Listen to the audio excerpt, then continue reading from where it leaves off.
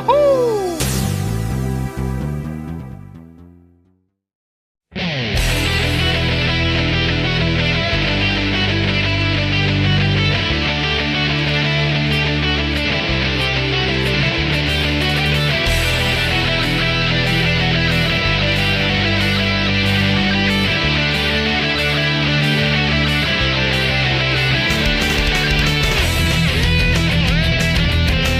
Guilty Gear has to be one of the coolest fighting games around. Not only is it one of the pioneers of the anime fighter, but it's also one of the most unique ones too. Like, it has cool looking characters. Seriously, the main character's name is Soul Bad Guy.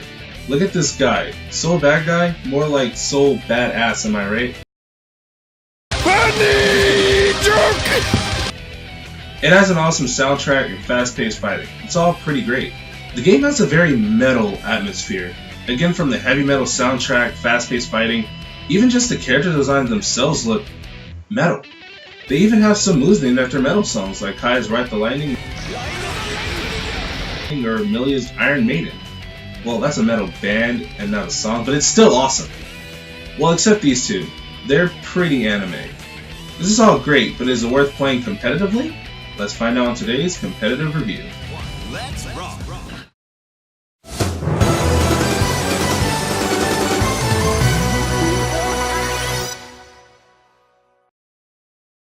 Guilty Gear was Arc System Works' very first fighting game back in 1998. However, the series didn't really get the following it has now until X2. From there, it only grew more and more. Seriously, we make jokes about Street Fighter, but man, Guilty Gear X2 has a ton of title updates. The last update to the game happened in 2013, only about 3 years ago. Speaking of that game, if you've played it or any other title in the Guilty Gear X2 series, then getting used to X3 will be really simple since the game was built to replicate X2. Or is it made like a modified version of the game? I don't know, just know that it plays like the older one. Guilty Gear is a silky smooth but very offensive based fighting game with a lot of mechanics, and you need to know all of them to find some high level success. If you aren't aware of all your options, how to apply heavy pressure, and consistently have solid execution, then you are going to have a hard time. It uses a 5-button layout. Pretty weird, I know, but it really works. The first 2 buttons are punch and kick. Pretty standard, but the next 2 are slash and heavy slash. Now, that's pretty cool. The last button is called dust. Why is it called dust? I don't know, it's metal, that's why. It acts as a universal overhead, although they all have slightly different properties for each character. In the air, it just acts as another normal, but for a lot of characters, it's one of their best ones. Pick an opponent with the dust on the ground, you have the option of launching them into the air for an extended combo, or you can hit them away. If they're close to the corner, then you can make them stick to the wall and extend the combo that way as well. If you get into a combo, you have the option to burst out. This is really important to get out of damaging combos. However, bursts can be baited and must refill before using it again, so be careful. The rest of your options are dependent on your tension meter. Almost all of your best defensive and offensive options use tension. From supers to advanced guarding, they all use tension. Now normally this would be a problem, having so many options rely on one source, and would make some useless in favor of other options. However, not only are all the options that use meter very useful, but tension is gained very quickly and doesn't carry over between rounds. You can gain tension just for walking forward. It really doesn't get much easier than that. Of course, you also get tension from hitting and getting hit like you would normally expect. So what are these other options I keep mentioning? Well, first we got roaming cancels, and they come in 3 different colors: red, yellow, and purple. Red cancels connecting hits. It's mostly used to extend combos. Yellow cancels moves that don't hit. You use these to apply pressure by throwing out moves and then canceling them to follow behind them and hit while they hit to get those mad mix-ups. Lastly, there's purple, which also happens when moves don't hit, but these are to save you if you throw out an unsafe move and you're going to get punched. Yellow rolling cancels cost 25% meter, while red and purple use 50%. XR takes a page from Third Strike and adds parries. Well, it isn't quite Third Strike parry, but it still functions the same way. Hitting heavy slash and any other button besides dust will have you bring up a blitz shield. If the opponent hits the shield, they will be stunned and open for a counterattack. The only option they have is to activate their own Blitz Shield when you counterattack. Like Third Strike, these have precise timing, but in X-Third, they also use meter, 50% of it actually. This option is only to be used if your opponent gets too predictable in their attacks and is a good tool to punish them for being too offensive. However, Blitz Shield has a lot of recovery as well and can easily be baited or punished, so be careful when you use it. You also have the option of alpha countering as well. I know this is the third time I've referenced Street Fighter, but that's what it is. When blocking, you can push back the opponent by using 25% of your meter, and it is a really good option to get some breathing room from too much pressure. The last one I'll talk about is the faultless defense. If you hold two buttons together except dust or heavy slash while holding back, you will bring up a green shield that surrounds you. While this shield is up, you will consistently deplete your meter, but give you a lot of defensive benefits. While Faultless Defense is active, you don't take any chip damage, you have increased pushback and block stun, and can block attacks that usually are unblockable in the air.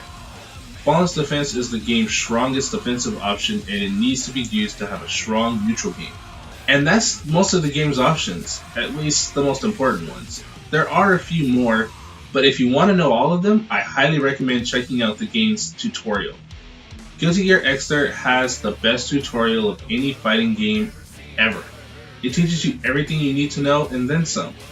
It covers all the stuff I mentioned here, but makes you do them all as well. They even take it a step further and has another mode that puts you in certain situations that teaches you even more about the game's mechanics and everything you need to know and how everything works. Now that's a lot of info you have to consider when deciding if the game is balanced or not.